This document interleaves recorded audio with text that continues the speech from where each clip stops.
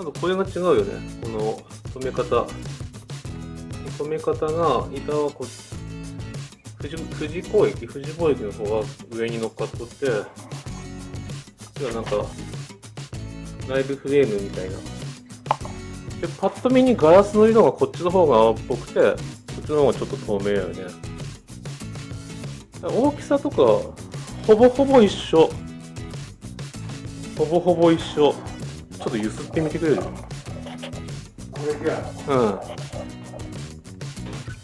ガタガタするよね、こっちは。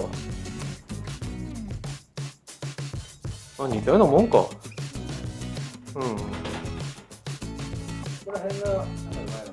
そうそう、その、フレームのここやつね、がちょっと怖いかなっていう。